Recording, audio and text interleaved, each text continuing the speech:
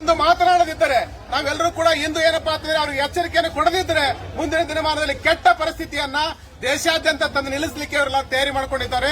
ಈಗಾಗಲೇ ದೇಶದಲ್ಲಿ ಏನ್ ಆಗ್ಬೇಕಾಗಿದೆ ಎಲ್ಲ ಅನಾಹುತಗಳಾಗ್ತಾ ಇದ್ದಾವೆ. ಯಾಕಂದ್ರೆ ನಿರುದ್ಯೋಗ ಪ್ರಮಾಣ ದಿನದಿಂದ ದಿನಕ್ಕೆ ಹೆಚ್ಚಾಗ್ತಾ ಇದೆ.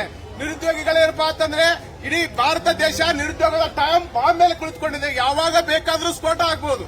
ಅಷ್ಟು ನಿರುದ್ಯೋಗ ಭಾರತ ದೇಶದಲ್ಲಿ ತಾಂಡವಾಡ್ತಾ ಇದೆ. ಈ ದೇಶದಲ್ಲಿ ನಿರುದ್ಯೋಗ ತಾಂಡವಾಡ್ತಾ ಇದ್ರೂ ಕೂಡ ಅವ್ರೇನಪ್ಪಾ ಅಂತ ನಾಲಾಯಕರು ಅಧಿಕಾರದಲ್ಲಿ ಕುಳಿತುಕೊಂಡಿದ್ದಾರೆ. ದೇಶದ್ರೋಹಿಗಳ ಅಧಿಕಾರದಲ್ಲಿ ಕುಳಿತುಕೊಂಡಿದ್ದಾರೆ. ದೇಶದ ಜನವಿರೋಧಿಗಳ ಅಧಿಕಾರದಲ್ಲಿ ಕುಳಿತುಕೊಂಡಿದ್ದಾರೆ. ವಿದ್ಯಾರ್ಥಿ ಯುವಜನರ ವಿರೋಧಿಗಳು ಅಧಿಕಾರದಲ್ಲಿ ಕುಳಿತುಕೊಂಡು ವಿದ್ಯಾರ್ಥಿಗಳಿಗೆ ದ್ರೋಹ ಮಾಡ್ತಾ ಇದ್ದಾರೆ. ಈ ದೇಶದ ಜನತೆಗೆ ದ್ರೋಹ ಮಾಡ್ತಾ ಇದ್ದಾರೆ. ಕೂಡಲೇ ಶಿಕ್ಷಣ ಸಚಿವರು ರಾಜೀನಾಮೆ ಕೊಡಬೇಕು ಅಂತಕ್ಕಂಥ ಉದ್ದೇಶವನ್ನು ಇಟ್ಕೊಂಡು ನಾವು ಇಂದು ಆ ಪಾರ್ಲಿಮೆಂಟ್ ಮಾರ್ಚ್ಗೆ ಸೋನಂ ವಾಂಗ್ಚುಕ್ ಅಂದ್ರೆ ಯಾರು?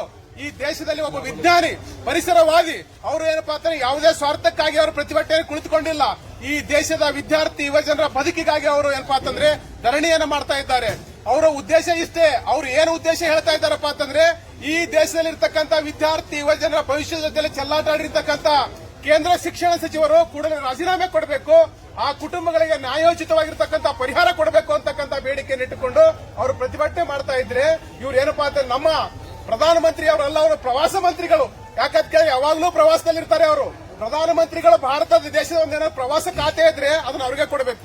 ಯಾಕಂದ್ರೆ ಯಾವಾಗಲೂ ಪ್ರವಾಸದಲ್ಲಿರ್ತಕ್ಕಂಥ ಒಬ್ಬ ಪ್ರಧಾನಮಂತ್ರಿ ಅವರು ಪ್ರವಾಸ ಮಂತ್ರಿಯಾಗಿ ಭಾರತ ದೇಶದಲ್ಲಿ ಏನೂ ಕೂಡ ನೋಡದೆ ಐಷಾರಾಮಿ ಜೀವನವನ್ನು ನಡೆಸ್ತಕ್ಕಂಥ ಆ ಪ್ರಧಾನಮಂತ್ರಿಗಳಿಗೆ ನಾವು ಏನಪ್ಪಾ ಅಂತಂದ್ರೆ ಕೂಡಲೇ ಏನಪ್ಪಾ ಅಂತಂದ್ರೆ ಅವ್ರನ್ನ ರಾಜೀನಾಮೆಗೆ ಒತ್ತಾಯಿಸ್ತಾ ಇದ್ದೇವೆ.